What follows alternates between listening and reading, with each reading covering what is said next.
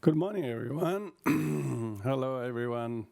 On behalf of the Tibetan Buddhist Society of Canberra, um, welcome to this morning's meditation, followed by a talk. So take a couple of moments to secure your space and, most importantly, your full attention so that you're not going to be distracted or restless or irritable by anything, but you just said during this first good half an hour meditation with short prayers at the beginning and then followed by teachings, I will stay very calm and peaceful in the meditative state. So with this in mind, bring your thoughts and attention.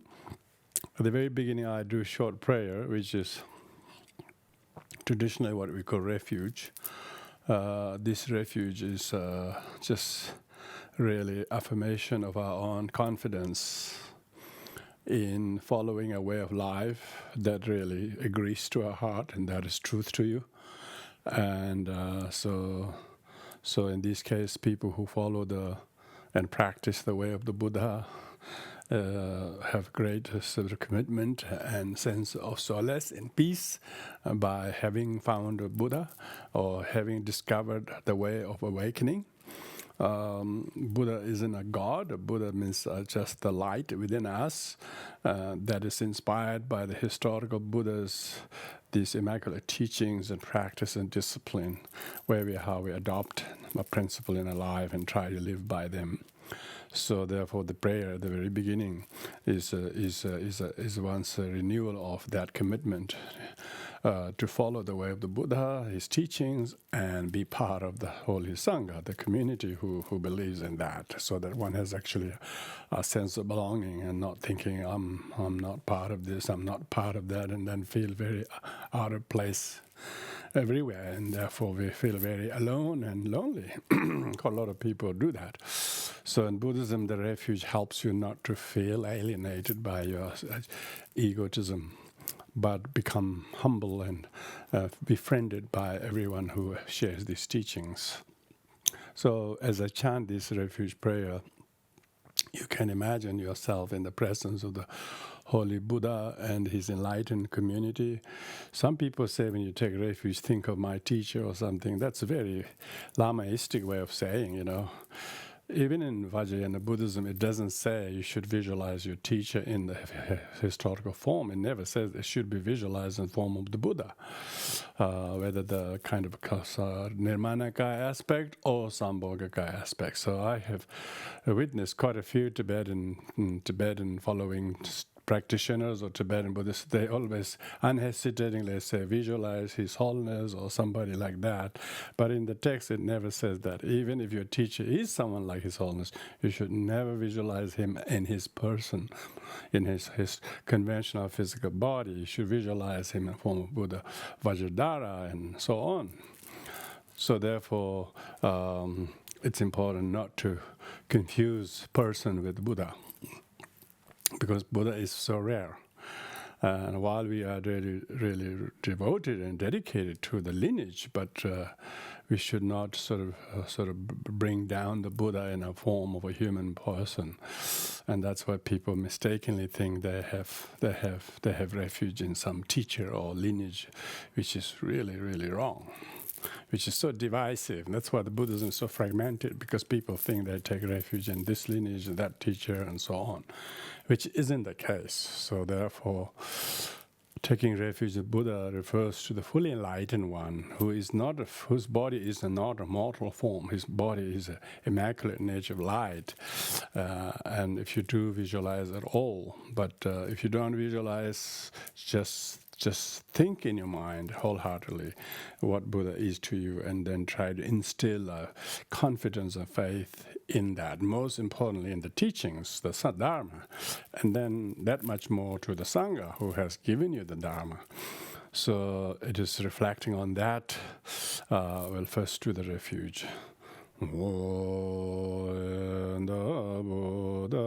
Dharma Sangha Adere Vyete Ladame Bhaja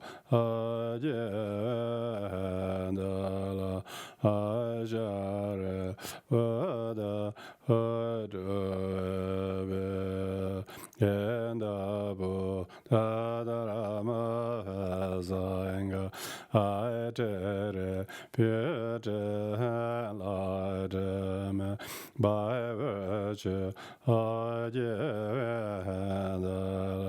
Ajare Vada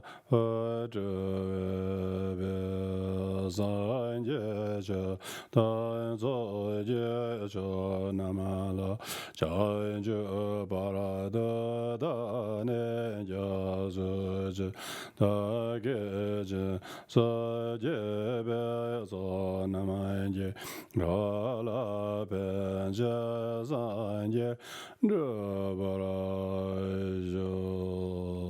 So that's the refuge. And next is reflecting on the four very important practices or the teachings. There are those who have really good refuge in the Buddha and his way of life and teachings of nonviolence. Their first and most important practice is commitment to practice loving kindness, to be kind to all sentient beings. Not just to one or two people who loves us or we love them, but those who are very in difficult situations, even them, we should treat them with lovingly and kindly, so as to increase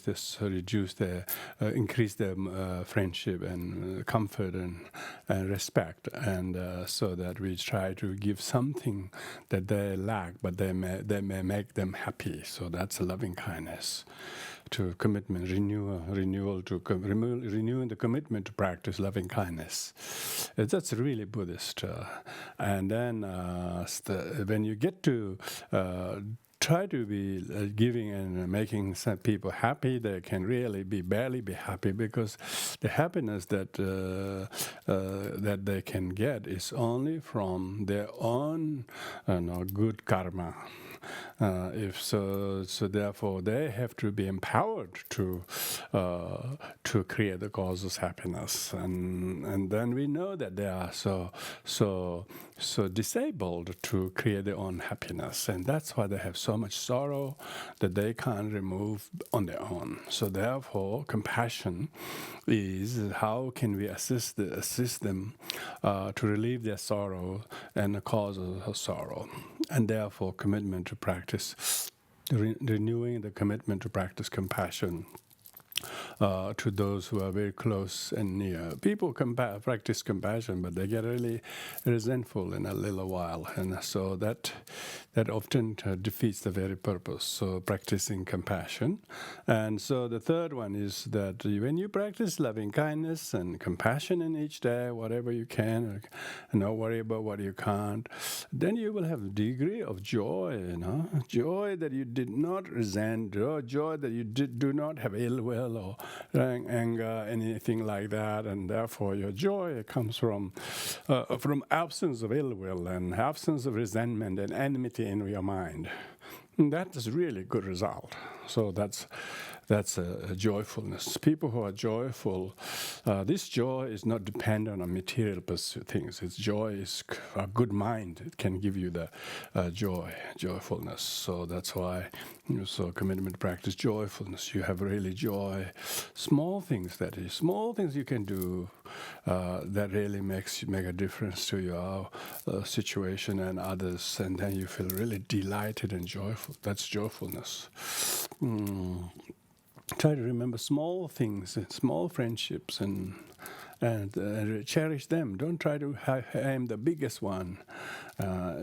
Try to have small things, and then you will find lots of joys.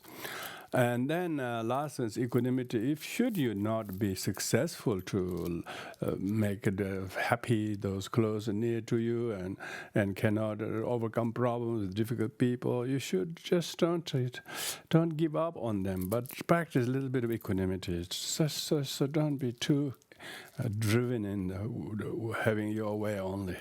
So try to take a few steps back and look at it with some kind of indifference and equanimity. Give yourself a breathing space. Oh, that's a really important. So these four are called four immeasurables. So these following prayers really express these sentiments. Om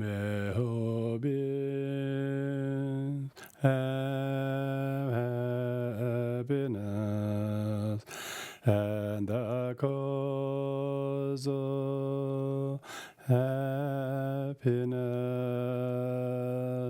may they be free from suffering, and the cause of suffering, may they never part from the happiness that knows no suffering, may they dwell equanimity, free from her judgment and aversion to those near and far. May all beings have happiness and cause of happiness. May they be free from suffering and the cause of suffering. May they never part from happiness that knows no suffering. May they dwell in equanimity, free from attachment, aversion, and those near and far. Ozam jadam jadawa dan de juda and bara juju donga da donga juda and bara juju donga mebe dewa da me da juju nyere jada nyeda and da nyola never juju. So now we'll do the meditation in 3 slots, 3 lots of 10 minutes. During I will lead a couple of minutes before each section. Otherwise, you just stay very attentive, engaging in that very technique calmly, one-pointedly.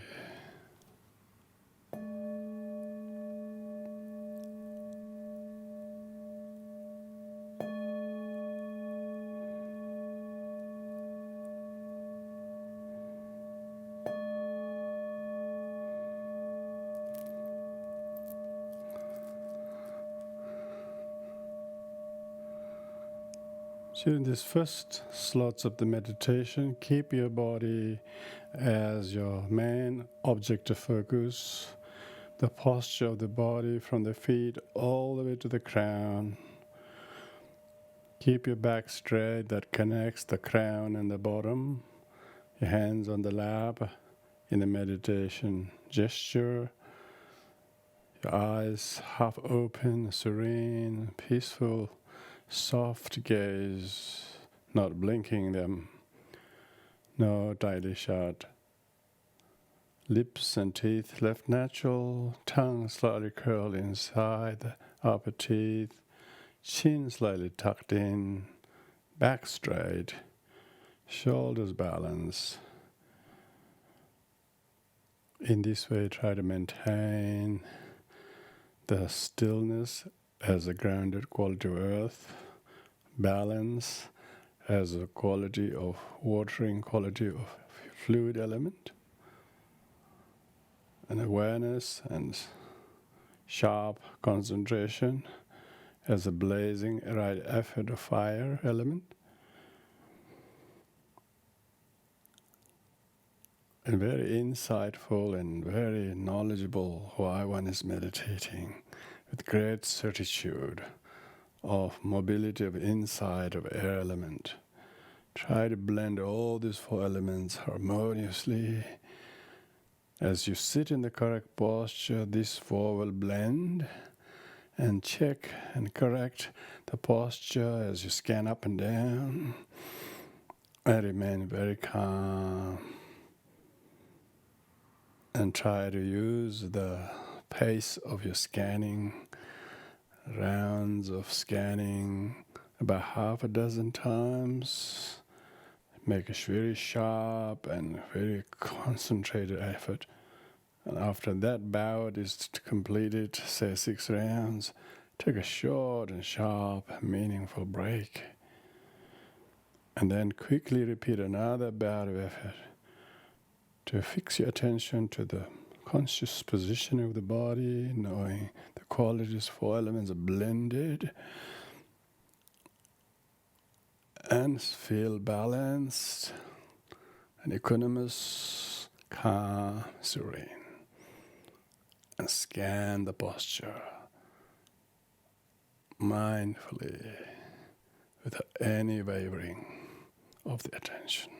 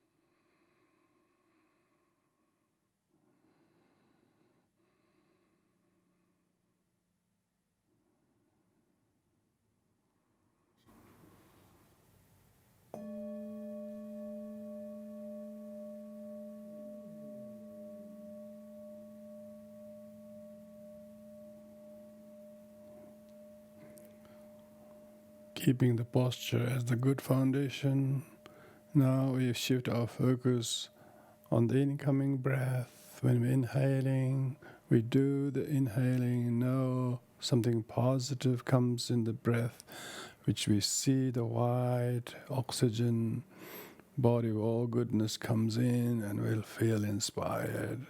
Likewise, as the breath permeates in your lung, you mindfully do the permeation. Know it is touching and soothing all the cells and tissues. Witness the red blood cells spreading everywhere, and then feel rejuvenated. And then as you exhale, consciously breathe out the carbon with which the tiredness, the tension, fear, or whatever difficulties, one out breath, witness it go with the carbon and feel a sigh of relief. In this way, pay meticulous attention with each qualified round breath, qualified by the good quality of doing, knowing, seeing, feeling the rounds of breath. Do no more than 6 or 8 rounds, and after each time, one bout of that, take a useful mini break. And then again repeat another bout with sharp, clear and steady concentration. One pointedly focusing on doing good, qualified round breathing one after another. And take a mini break after each round, bout of effort, and try to increase your steady, one-pointed attention of calm, abiding meditation without any touch of idleness or lack of interest or distraction or forgetfulness, but fully mindfully with good degree of introspection.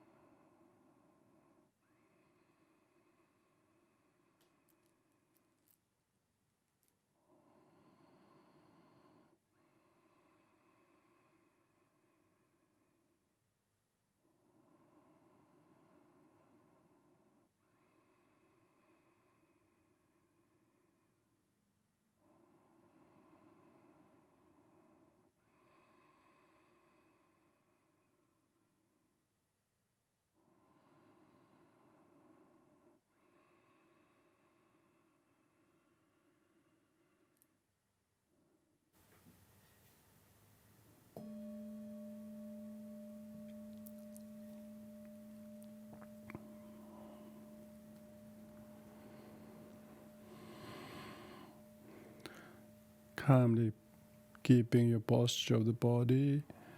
Now during this last section of the meditation, we'll focus doing very good qualified round of breathing. But after end of each exhalation, you do the counting. First we do forward counting, as high a number you expect to do, such as 21. If you succeed to reaching that count without losing the count by doing each round carefully, and then take a mini break when you reach 21, and then try to do reverse counting from 21 to 20 and then 19 and so on. If you lose the count, never mind. Instead of getting agitated, just take a mini break and start again. In this way, try to increase the clearer and resolution of your concentration by not just doing the qualified round of breathing, but being able to undistractedly able to count the rounds of breath as a way of increasing your endurance of the concentration and quality and clarity of the concentration.